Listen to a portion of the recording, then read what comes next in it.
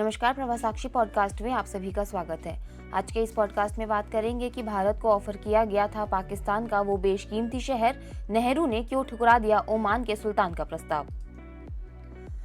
तो आइए सुनते हैं आज के इस पॉडकास्ट को, लेकिन उससे पहले अगर आपने हमारे चैनल को सब्सक्राइब नहीं किया है तो जरूर कर लें ताकि आप रोज ऐसे ही इंटरेस्टिंग और जानकारीपूर्ण पॉडकास्ट सुन सकें।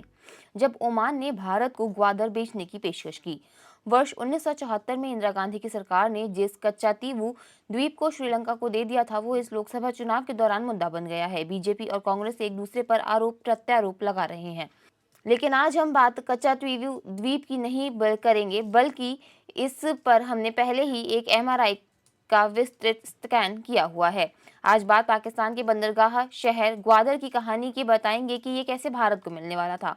ओमान 1950 के दशक में ओमान ने इसे भारत को बेचने की पेशकश की, लेकिन तब पंडित नेहरू के नेतृत्व वाली सरकार ने इस प्रस्ताव को ठुकरा दिया था। उस वक्त ग्वादर मछुआरों और व्यापारियों का एक छोटा सा शहर हुआ करता था। हथौड़े के आकार वाला मछली पकड़ने वाला गांव आज पाकिस्तान का तीसरा सबसे बड़ा बंदरगाह है। चीन की मदद से यहाँ न सिर्फ विकास को रफ्तार मिल रही है, बल्कि ये रणनीतिक रूप से भी बेहद अहम हो गया है। अगर भारत गलती ना करता तो आज ग्वादर पोर्ट भारत का हिस्सा होता। ओमान के सुल्तान ने ग्वादर को भारत को बेचने की पेशकश की थी। यदि यह सौदा किया जाता तो दक्षिण एशियाई भू राजनीतिक गतिशीलता और इतिहास को बदल सकता था। जवाहरलाल नेहरू ने इसे ठुकरा दिया और 1958 में ओमान ने ग्वादर को 3 मिलियन पाउंड में पाकिस्तान को बेच दिया। यह प्रस्ताव संभवतः मौखिक रूप से दिया गया था। राष्ट्र अभिलेखागार के पास ग्वादर विवाद पर दस्तावेज और कुछ समाचार पत्रों के लेख हैं, लेकिन भारतीय अधिकारियों के विचारों को संशोधित किया गया है। दरअसल भारत का जैन समुदाय ओमान से ग्वादर खरीदने में दिलचस्पी रखता था। ब्रिटिश सरकार द्वारा सार्वजनिक किए गए दस्तावेजों से पता चलता है कि भारत में जैन समुदाय ने भी ग्वादर को खरीदने की पेशकश की थी। अजहर अहमद ने अपने पेपर ग्वादर हिस्टोरिकल कैलिडोस्कोप में लिखा है कि जैन समुदाय के पास बहुत संपत्ति थी और वे अच्छी कीमत दे सकते थे। 1958 में यह जानने के बाद कि भारतीय भी ग्वादर को खरीदने की कोशिश कर रहे थे, पाकिस्तान सरकार ने अपने प्रयास तेज कर दिए और 1 अगस्त 1958 को ब्रिटिश सरकार के साथ एक समझौता करने में सफल रही। ग्वादर को ओमान से ब्रिटिश नियंत्रण में स्थानांतरित किया गया, जो बाद में पाकिस्तान में चला गया। हथौड़े के आकार के ग्वादर का सामरिक महत्व। ओमान की खाड़ी की ओर देखने वाला रणनीतिक बंदरगाह ग्वादर ने लंबे समय से वैश्विक शक्तियों की रुचि को बढ़ाया है। पाकिस्तान लंबे समय से ग्वादर के एक गहरे पानी के बंदरगाह के रूप में विकसित करने के लिए सर्वेक्षण कर रहा था, लेकिन अंततः यह 2008 में वास्तविकता बन सका। ग्वादर का एक रणनीतिक लिंचपिन के रूप में कायापलट चीनी बेल्ट और रोड पहल का परिणाम था।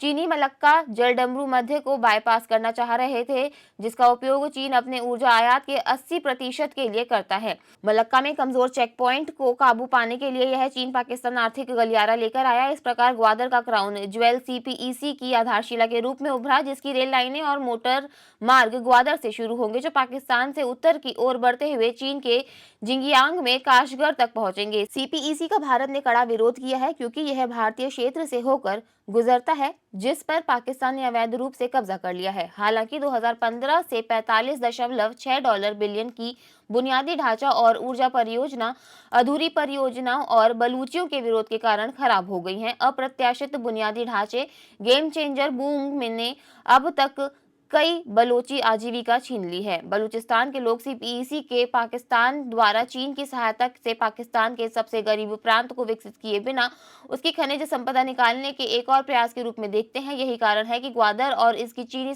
परिसंपत्तियों पर हाल के दिनों में बलूची विद्रोहियों और अलगाववादियों द्वारा व्यापक हमले देखे गए हैं। हाल के वर्षों में पाकिस्तानी और चीनी संपत्तियों पर हिंसक हमलों में वृद्धि देखी गई है।